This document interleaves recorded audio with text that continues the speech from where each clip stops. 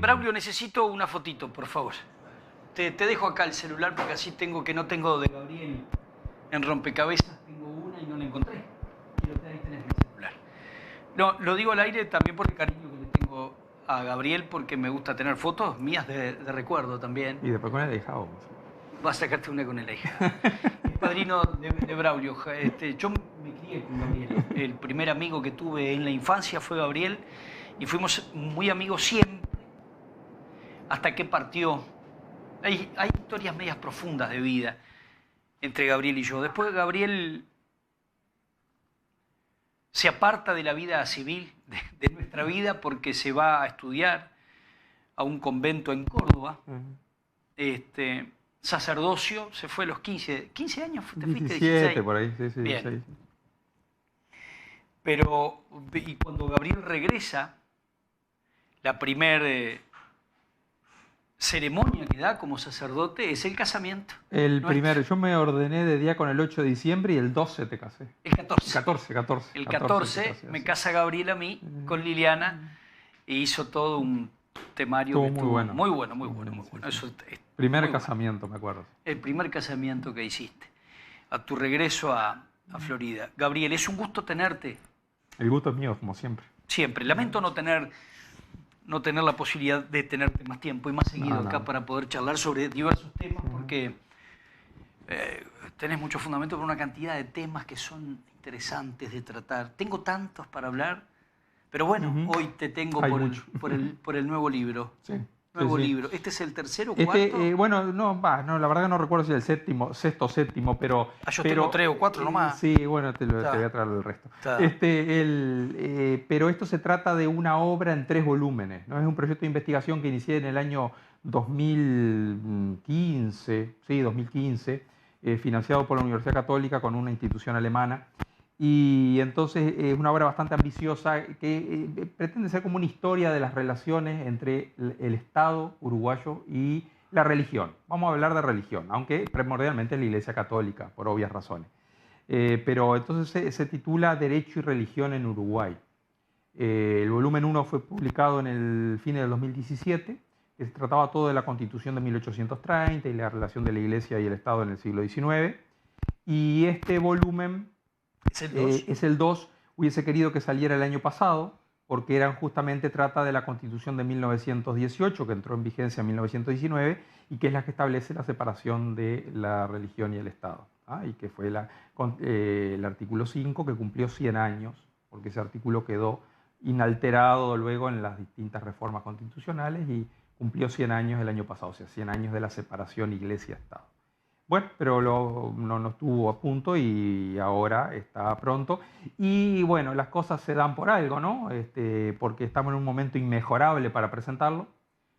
Por todo esto que ha surgido estos días, estas discusiones acerca de laicidad sí, laicidad no, en cuanto a la relación entre el Estado o el ámbito jurídico, constitucional con la religión, concretamente. Primero por la misa que se hizo en la iglesia de La Aguada, por el inicio del año legislativo, y luego el otro día la oración interreligiosa a la que asistió el presidente de la República.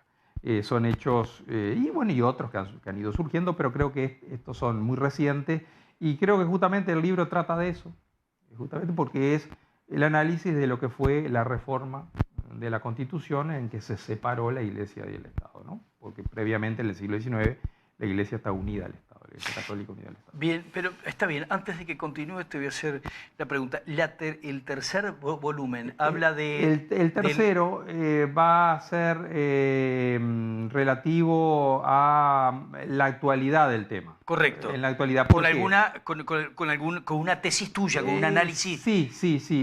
Una interpretación mía acerca de cómo hay que interpretar hoy el artículo 5, porque el derecho no es algo estático, el derecho es dinámico.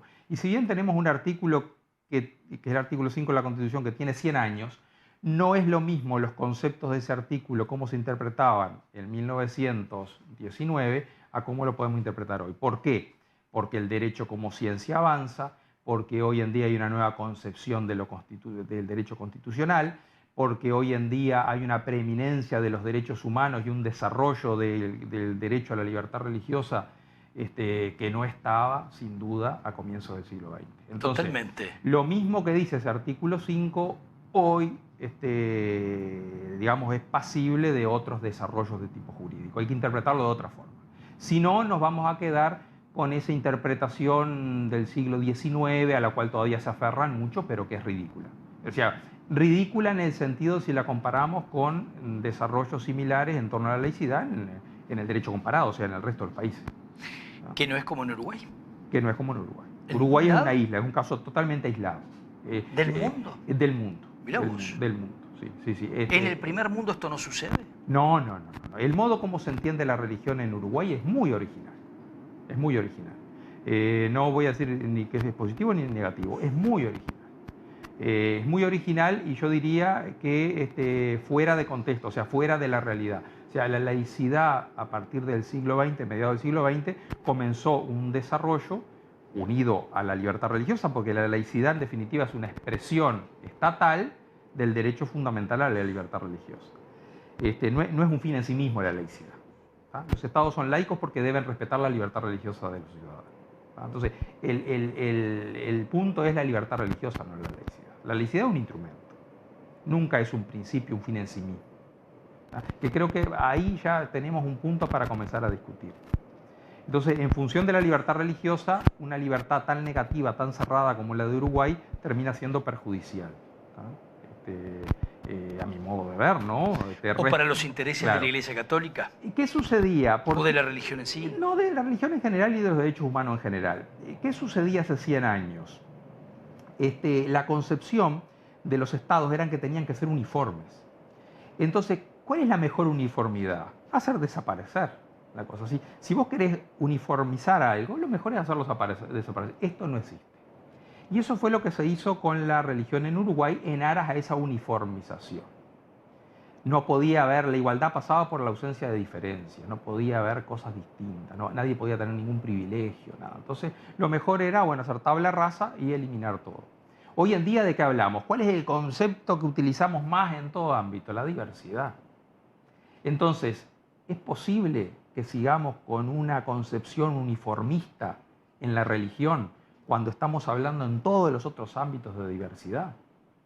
¿Podemos seguir con un concepto de laicidad que excluye la religión, o sea, que la aniquila, que la excluye del ámbito público, cuando estamos hablando en todos los ámbitos de inclusión? Entonces, por ahí viene el tema hoy de la discusión de la laicidad. Entonces, no quiero criticar el modelo uruguayo. No lo critico, no quiero criticarlo, no lo voy a poner en valor. Digo, no es por dónde avanzó el tema de la libertad religiosa y la laicidad en el mundo. En eso estamos fuera de lugar, fuera de foco. No me animo a decir atrasado tampoco, para mí estamos atrasados, pero bueno. Estamos con una concepción del siglo XIX, principio del siglo XX. Hoy la clave es la diversidad. ¿Tá? Y la diversidad también en lo religioso y la inclusión. ¿Tá? Cuando hablas así, debemos toda esa idea clara que tenés para transmitirlo, además territorializarlo en que él no lo entienda. Cuando hablamos de eso también hablamos de la posibilidad que en la educación pública los niños aprendan las diferentes religiones que se presentan ante nosotros, también como parte de una formación cultural, ¿no? Sí, claro, de conocimiento. Sí. Por supuesto, Uruguay es de los pocos países en el mundo, poquitísimos, casi los únicos que no tiene religión en la escuela pública. Porque la religión es un fenómeno cultural. Y cuidado que yo no estoy diciendo que se enseñe catecismo católico. El catecismo católico que se enseña en la parroquia. Eso es lo que quiero que marques con claridad. Eso es lo que quiero que marques. Y la formación bíblica evangélica, que vayan a su iglesia. Y el musulmán. Y que cada uno tenga su lectura de eso. El musulmán que vaya a la madraza, que es el equivalente a la parroquia. Pero sí el estudio de la religión. Pero sí la religión como fenómeno social. Correcto. ¿Por qué? Si nuestra religión es integral y si tenemos educación deportiva, cultural, en arte y todo, ¿por qué la religión, que es un fenómeno social? La idea de Dios, que es una idea filosófica, cultural. La historia de las religiones, los valores que la religión ha aportado a la humanidad. Sí, sin identificarlo con ninguna. Eso es laicidad. Clarísimo. Eso es laicidad. Clarísimo. Fíjate que qué bueno, y lo voy a recalcar porque fue en un gobierno del Frente Amplio, y fue el ministro Bonomi, que hizo un protocolo de asistencia religiosa en las cárceles. Eso, Uruguay es ejemplar en el mundo. Ese es un ejemplo clarísimo de laicidad. en las cárceles se reconoce que los privados de libertad tienen que tener atención religiosa. Y entonces hay un protocolo de cómo deben ingresar los distintos ministros o miembros de las distintas confesiones religiosas a las cárceles. Está impecable. Siendo comisionado parlamentario Garcés, en el Ministerio de Bonomi, en el gobierno de Mujica, se hizo ese protocolo. Es decir, ¿Cuál es la pregunta que surge? Se da la contradicción. Puedo Exacto. hablar de Dios en las cárceles, puedo rezar con los presos, puedo celebrar misa y no puedo referirme a Dios en la escuela pública. Sí, pero además pregunto yo, ¿y por qué le permito yo al Estado permitir, aunque sea obvio, el ingreso de la religión a un hombre o mujer que está encarcelado, un recluso o una reclusa, exenta de libertad? Le ofrezco la palabra de Dios quizás como un equilibrio emocional de que encuentre paz. Sí. Pero ¿y los que estamos afuera? Claro. Y se critica como el otro día que se hace un acto interconfesional para pedir por el nuevo gobierno, que es una cosa que en cualquier laicidad del mundo es normal. Solamente acá en Uruguay, por eso que digo, se cuestiona. Háblame de eso con más claridad. A ver, el hecho, en primer lugar, lo que pasa es que hay que aclarar conceptos, porque aquí nosotros tenemos como una ignorancia religiosa obligatoria, ¿no? Sí, en Uruguay se ha instalado eso, ¿no? El hecho de excluir la religión del ámbito público.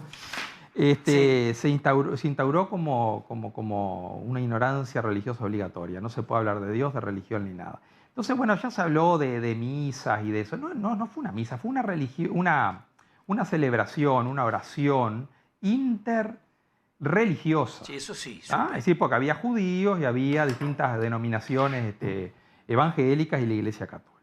Entonces, ¿qué hay de malo en eso? ¿Qué hay de malo en eso? Si estamos simplemente rezando, y el presidente por supuesto que acudió porque aceptó la invitación. Otros presidentes no la aceptaron, muy bien. No, y hay algunos políticos ahora, del Partido Colorado y el Frente Amplio que no fueron. Ahora, ¿qué diferencia hay entre eso y la presencia del presidente Vázquez en el Año Nuevo Judío? O en la sede de la masonería. Totalmente. Querido todos, no solo Vázquez. Claro. Decime vos, ¿qué diferencia hay entre instaurar una imagen de la Virgen María en el buceo que la imagen del Iemanjá, en la misma Rambla? ¿Ah? ¿Por qué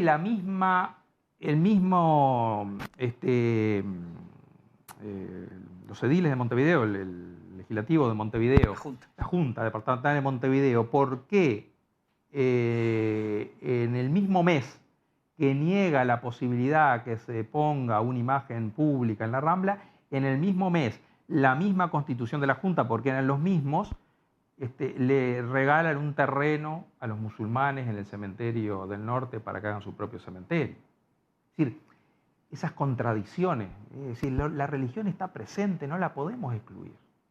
Entonces, y lo único que se logra con esto es ser muy contradictorio y dar una muy mala señal acerca de lo religioso, ¿no? Es decir, estar haciendo como una distinción ahí, como una discriminación que no tiene sentido. Entonces, en definitiva, y con esto termino, y capaz que no lo debo decir yo porque me tocan las generales de la ley, creo que acá hay un prejuicio anticatólico. ¿En Uruguay? En Uruguay. ¿O desde el sistema político? Hay un prejuicio anticatólico en Uruguay en general. ¿Por qué? Porque la religión católica fue la mayoritaria, fue la que estuvo unida con el Estado, ¿tá? Es la sociológicamente más relevante y es la que históricamente está arraigada con nuestras tradiciones, con nuestra moral, con nuestra forma de ser, con todo.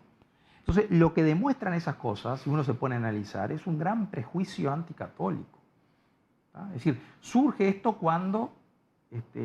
porque yo no he visto que surja lo mismo cuando hay un acto con los judíos, por ejemplo.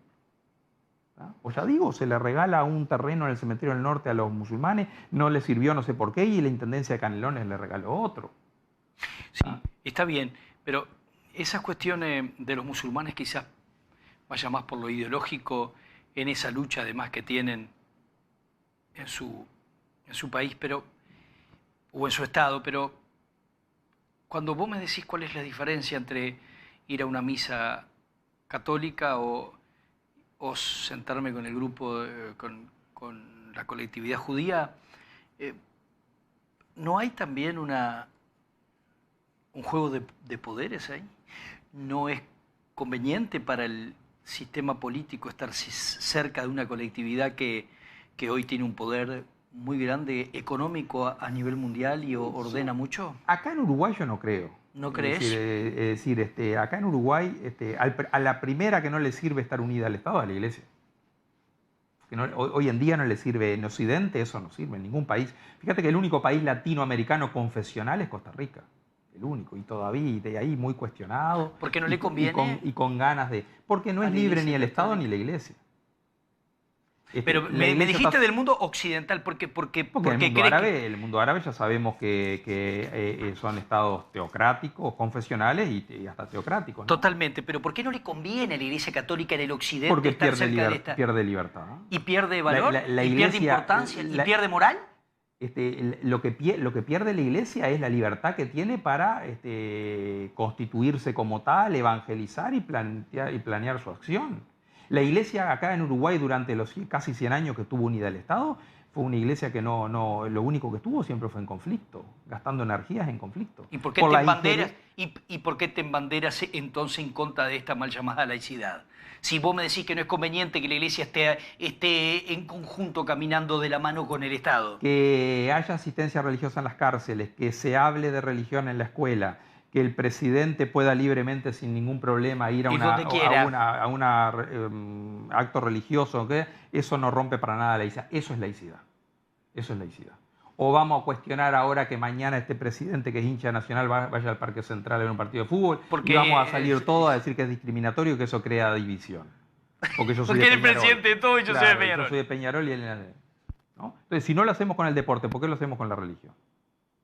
Es decir, si no lo hacemos con el arte, lo que hay libertad de expresión y todo. Está bien, pero no me descuelgues de lo primero que te pregunté y quiero que me saques duda al respecto. ¿Crees vos crees que hay una decadencia del sistema democrático occidental en cuanto a que no es conveniente para la Iglesia hoy y su libertad de expresarse como quiera ante lo que sea, ir de la mano de los sistemas democráticos occidentales porque de alguna forma el sistema democrático occidental está desvalorizado? No. Yo lo que creo es que a los sistemas democráticos no les hace bien excluir un fenómeno social, cultural como es la religión. Eso estoy de acuerdo. Y todos los fenómenos y todas las democracias occidentales incluyen la religión en el ámbito público y regulan ese fenómeno en general, sin estar unida a ninguna en particular. Eso sería un régimen confesional que ya no tiene mucho sentido, pero sin estar unida a una en particular, tratan el fenómeno religioso en general, cooperan con él, colaboran con él, ¿tá? Y eso les hace muy bien, como también el Estado fomenta el arte, fomenta el deporte y fomenta la cultura. Entonces, lo que yo digo que es malo para cualquier confesión religiosa es estar unida al Estado, porque empobrece a la confesión religiosa, la hace muy dependiente del Estado. Y es malo para el Estado estar unido a una confesión religiosa. Está claro. A una concreta, pero no a todas en Está clarísimo. Entonces, no rompe la laicidad que un presidente participe de un acto religioso, porque no rompe nada que un presidente participe de una exposición de arte o que vaya a un partido de fútbol. Yo estoy de acuerdo. La pregunta es esta: el fenómeno Bolsonaro en Brasil, que tiene libertad religiosa, como tú dices, pero tiene un acercamiento fuerte del gobierno y del Estado a los neopentecostales. Pero lo que pasa es que eso es otra cuestión, porque la relación con la política de los pentecostales no es la misma que ha tenido la Iglesia Católica. No. Estamos de acuerdo. Es decir, ellos sí, a lo mejor quieren tener una relación con el poder mucho más directa porque quieren implantar su visión del mundo, su construcción del reino de Dios, por decirlo de alguna manera, en términos teológicos, quieren implantarla políticamente. Esa no es la pretensión de la Iglesia. La Iglesia quiere... Tampoco te seduce eso, ¿no? La Iglesia, no, para nada. La Iglesia no, por algo la Iglesia no tiene partido político. Porque lo que quiere es la presencia de los católicos en todos los partidos. Lógico. Sí, eso la Iglesia ya lo vivió quizás en la época moderna, de que bueno, como el Estado tenía una escuela, la Iglesia tenía la escuela católica, como el Estado tenía una radio, la Iglesia tenía radio católica. ¿Quiere decir que no las puede tener? No, y de hecho las tiene, pero no en ese régimen de competencia. La Iglesia prefiere más bien estar presente en todos los ámbitos de la sociedad, pero en las cuestiones civiles. Digo, ¿por qué no puede haber, en lugar de formar un partido católico, es preferible que haya católicos colorados, católicos Frente Amplista, católico del Partido Nacional? Está clarísimo. Mucho mejor. Está clarísimo. Es decir, es una concepción diferente del modo como se evangeliza. Clarísimo. Entonces ya lo que fue acá la Unión Cívica como partido católico ya desapareció. Está clarísimo. ¿Cuándo es la entrega del libro que se me fue la hora? La presentación será el jueves 19, jueves 19 de marzo, aquí en el Museo Histórico de Florida. A las 19:30 horas. Sí. Lo quise hacer acá en Florida porque yo formo parte acá del grupo de historiadores regional, local, Identidad, el grupo, desde hace un año. Estoy con ellos trabajando, me han invitado y es un grupo muy interesante que aporta mucho al conocimiento histórico de Florida y la región. Y bueno, entonces quise hacerlo un poco porque este grupo, ellos me apoyan también y bueno, para que esto sea en Florida y porque es bueno, como decís vos, hablar de estos temas también en el interior. Sí, y son discusiones que nos debemos seguir dando. La discusión de la laicidad, ya te digo, no es algo que sucedió hace 100 años, sino que ya vemos cómo está muy presente y hay que discutirla en todos lados y también en el interior. Vamos a estar con las cámaras cuando sea la presentación del libro. Con mucho gusto. Un gusto tenerte, como siempre. Igualmente para mí, como siempre. Y un saludo a la audiencia, que es mucha. Gabriel González Merlano, tirando un poco de su conocimiento. Qué lindo que es. Qué lindo es esto, hablar de estos temas en el interior, como decíamos recién. No se da mucho. Lo vamos a tratar de implementar fecundamente, fuertemente, periódicamente y muy seguido en la radio. Un gusto tener a Gabriel. Vamos a una pequeña pausa y recibimos a Bettina Basso y a Maya Fernández por primera vez. Una joven uruguaya llega al Grand Prix en Nueva York. Final del Grand Prix en Nueva York en esto del arte del ballet. Ya volvemos.